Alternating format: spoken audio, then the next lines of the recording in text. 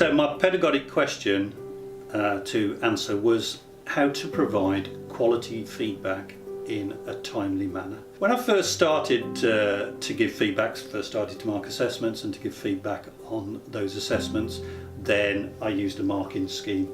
So the marking scheme would tell me how many marks set aside and what for, and the marking scheme therefore acted as a good rubric to start giving feedback, so what they'd done well against the marking scheme, what they hadn't done so well against the marking scheme. But it did mean that there was a quality feedback to each of the students, and there was plenty of it. As our numbers increased in the schools, then that became more and more onerous.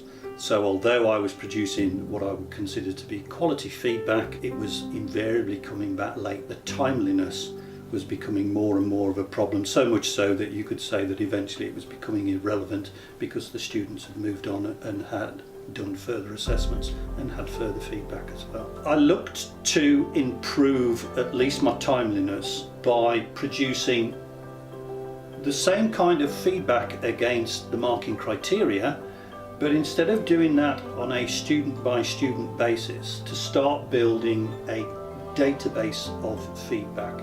So this is done real time as the questions are being marked. So as you go through all the students, you pick up the points that they're getting right or getting wrong with that marking criteria, and as you go through the students, then the same problems repeat again and again and again, and so you're writing less and less and less. So initially the idea was to give it out to all of the students, all of the good points and all of the bad points.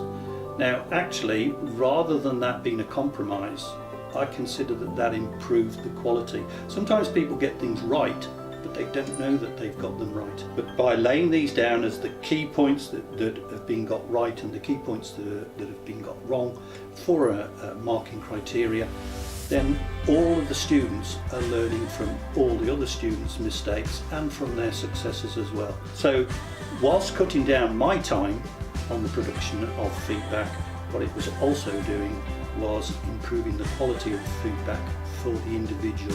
And so that has reduced my assessment time, improved the quality of the feedback. I do this in Excel, and I think it's historical that I stole from computer science an original method where they had a generic rubric that they used. And in fact, talking to computer science guys, what I found when I used it was that I would overwrite the generic rubric with individual feedback. So the rubric initially would have just been the marking criteria and just a general comment of right and wrong on that. I wanted to improve on that, so would use individual comments, and that's when it started to snowball. The three main benefits are, the prime benefit is quality of the feedback. Associated with that is the comprehensiveness of the feedback, that they are learning from others' mistakes as well as their own mistakes.